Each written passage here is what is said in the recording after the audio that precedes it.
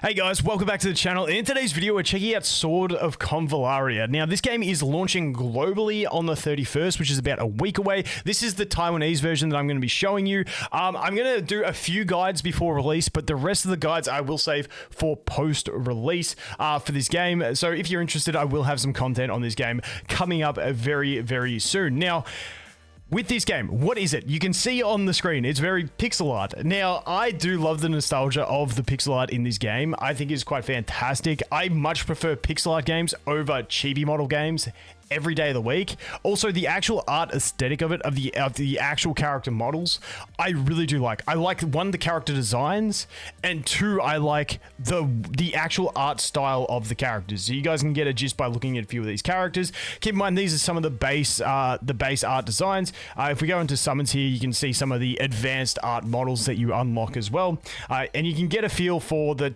kind of art style of the game. I think it's quite nice. It's got that bit of a toned down. I don't know. I'm not an art guy. I don't know how to describe it. All I know is I think it's cool. Anyway, that is what we are looking at for the general design of the game. We got pixel art in combat. Now, it is a strategy game, a grid-based strategy game. A lot of people will compare it to Final Fantasy Tactics. I've always liked these style of games from my days in the Game Boy Advance, playing Advance Wars, if anyone knows it. I've always had a soft spot for these type of games. So I'm really looking forward to the global launch of this one. But let's jump in and I'll show you quickly what combat has to offer, and then we'll go through all the game modes, the upgrade systems for the characters, because they got this cool way where you can get dupes for your characters, just free to play farming every day, which is fantastic as well. So there's a lot of cool features in this game. It does have some flaws, but I'll go through as much as I can in this video. Once again, this is just a bit of a first impressions to see if you guys do get interested in the game. So as you can see, we got grid-based. On the different maps, we'll have different things. You can see these ones, we've got cards, which gives us different buffs. Sometimes you'll have explosive barrels. There's a bunch of different stuff that you will get on the map, like in any one of these tactics games. So let's just go ahead. Let's start it up and let's see what we can do. So I'm not going to bore you guys too long. It does have auto combat, but the auto combat is pretty bad, and once you're at any sort of difficulty level, the auto combat probably ain't gonna cut it for you. So you can see each turn your characters get to take a move. You move them, pretty standard stuff. I'm just gonna move you up there, and I'm just gonna do this as quickly as I can. Can we hit her? Yes, we'll hit her because that'll make her heal instead of attack me. Happy days. Get in range, and you can see each character has like the I like to call it the energy bar. I don't know what the actual term for it is, but you can see at the top, in the top right, she's got 3 stars, and each skill of hers has a certain star cost, energy cost, whatever you want to call it. So we do have those types of systems as well. So if I put her here and I go into sniper mode, you can see she has like one ability which is sniper mode. It costs 1, and then it gives her another turn, and then she can go ahead and attack. And as you can see, through sniper mode, we go pew, and away we go.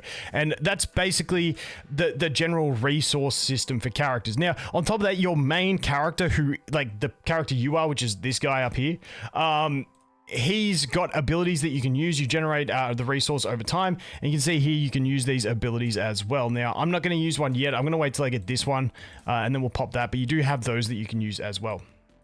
So what I'm going to do is I'm going to move this character up.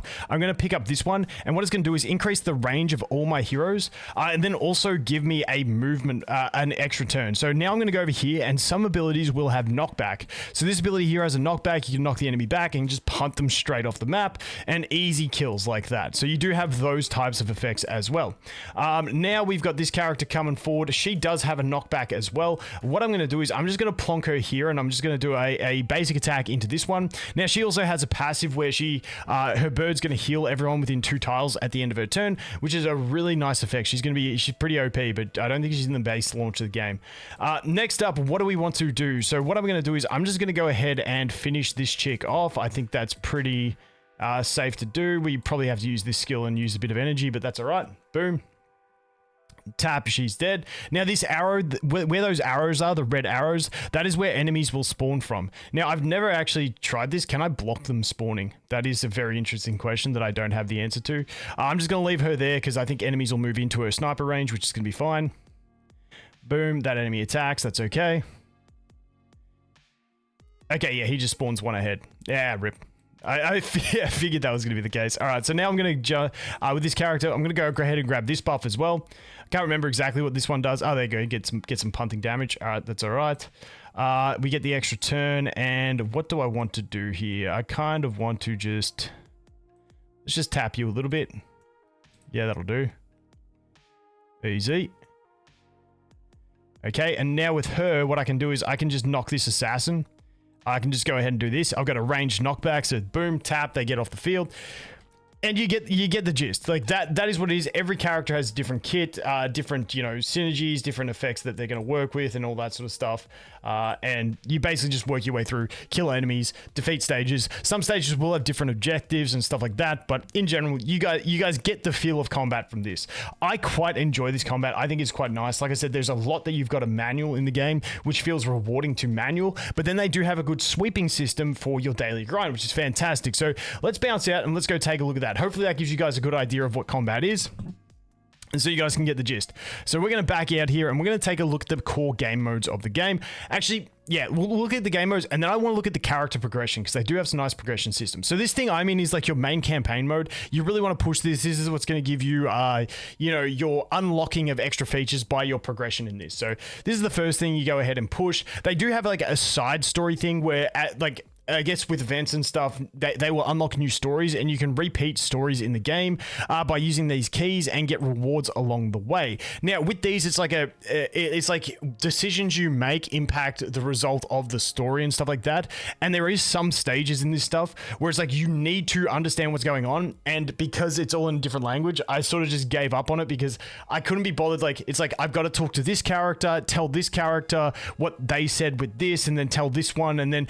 But like, because I had to translate every screen, I'm like screenshotting, going out, translate. It was too much for me. But I think this will be a really cool feature when it does launch. And it does give you like generic characters, like specific characters to use in this mode, which then you upgrade inside the mode. So it's like a separate little game inside itself, what this mode is. And it doesn't cost stamina. So it's a great mode that you can go into and spend a bunch of time and get rewards when you have no stamina.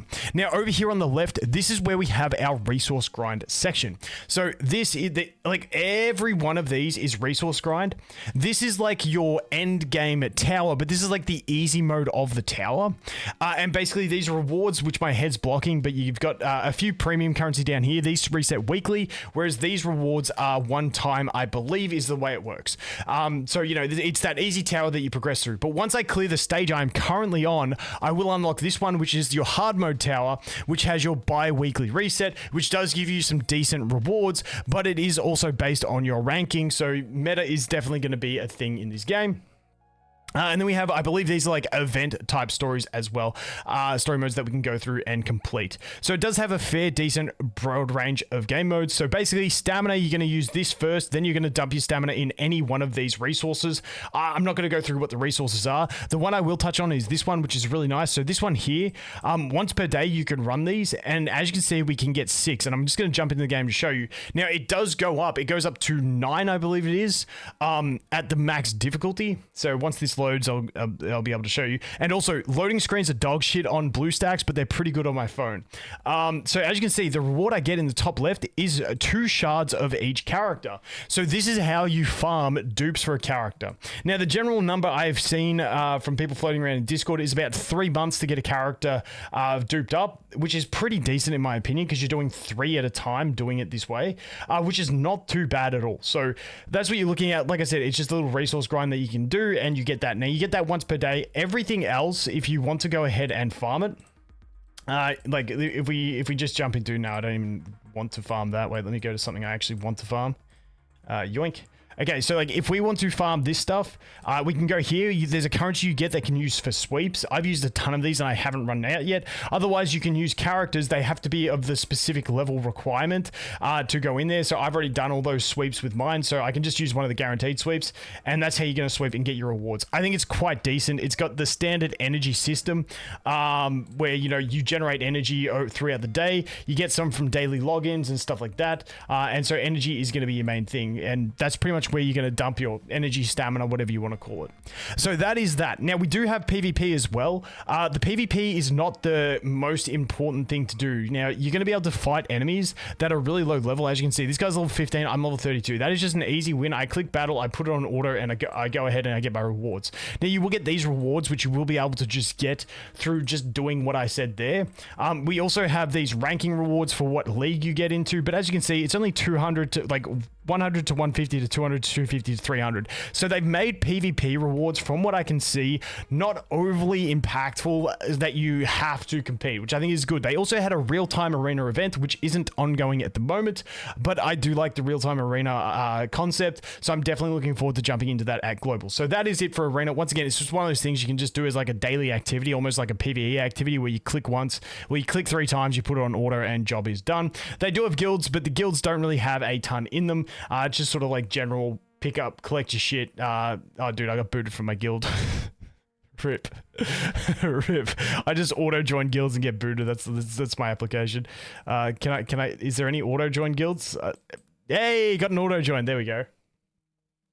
All right, so as you can see, guilds weekly, you just get these progression rewards with extra coins that you can buy stuff from the shop. It's nothing crazy. I would love to see some guild raid type functionality or something like that, but nothing at the moment. So those are your main game modes and functions. Now, I want to talk quickly on character progression, because I do like the character progression in this game.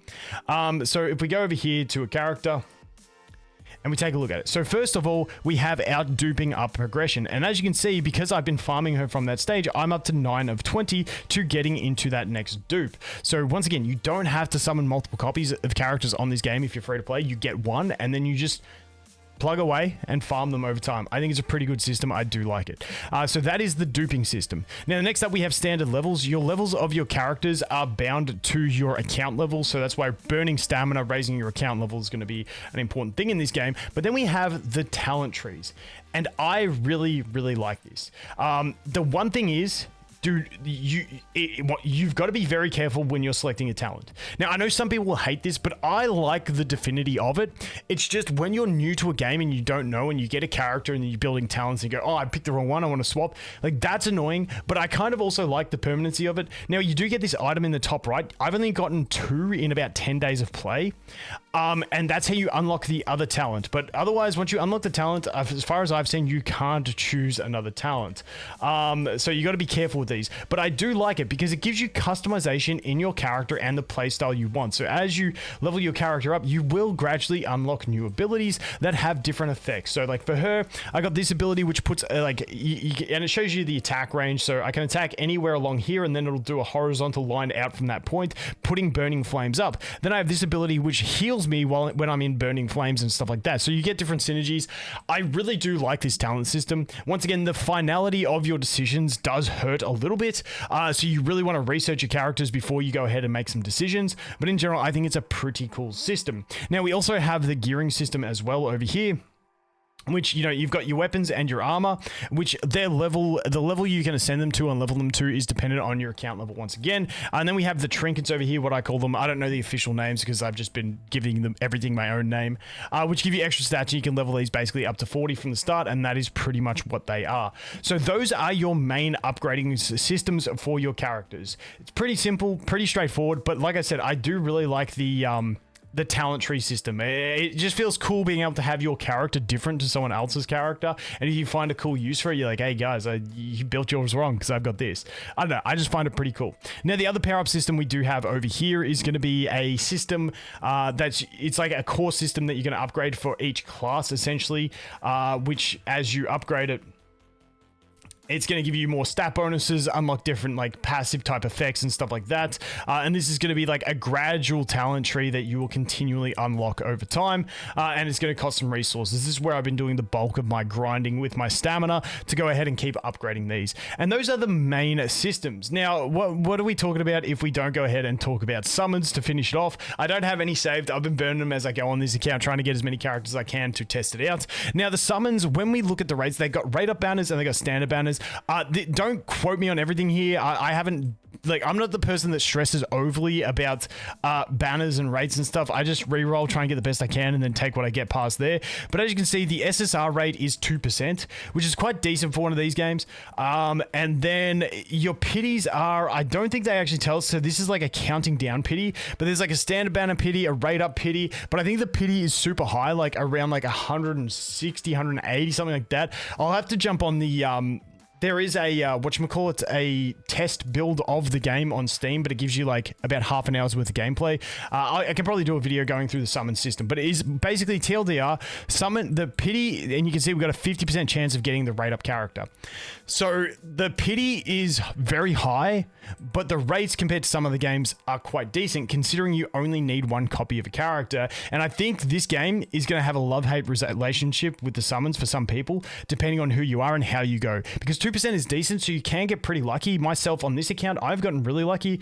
For my first, like, little bit, I was getting like an SSR every two 10 pulls, which was ridiculous. But yeah, but if you get shafted and have to go to pity on like your first summon, your account's just like absolutely bricked. So that would suck. So I'll do more on the summon system and stuff like that, but that's a basic look at it. Let's just do a single summon over here so I can show you guys what the animation looks like, because it ain't too bad. Let's go ahead. Boom. There you go, does this.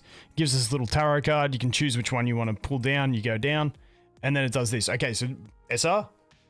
Oh, okay, SR, dude. If it was an SSR, it would flash again, and it would go like a rainbowy color on the card. And when it does like the little shooting stars, there'd be like a rainbow diamond shooting star that comes down, and that's the way the summon system works. The one thing that does annoy me is it appears that it gives you like an achievement when you get a new character. So when I do a 10 pull and I'm doing it on a banner, I instantly know I didn't get the character as soon as I click the summon button, because it doesn't give me the achievement. But I'm not too sure exactly how those achievements work. So maybe I've reached enough achievements and it won't give me one for every new hero now. I don't know. But yeah, it just triggered me when it's like it had that notification. But that is what we are looking at. That is sort of Convallaria. Like I said, I will have some more guides coming out in the next few days, and then I'll save a bunch of them for after the actual global release. Pre-release guides, I'll go through, you know, re-rolls and stuff like that. All the important stuff in a gacha game. But yeah, anyway, guys, let me know what you think. Are you going to play? As always, thanks for watching. Hope you have an awesome day, and I look forward to seeing the next one. Cheers.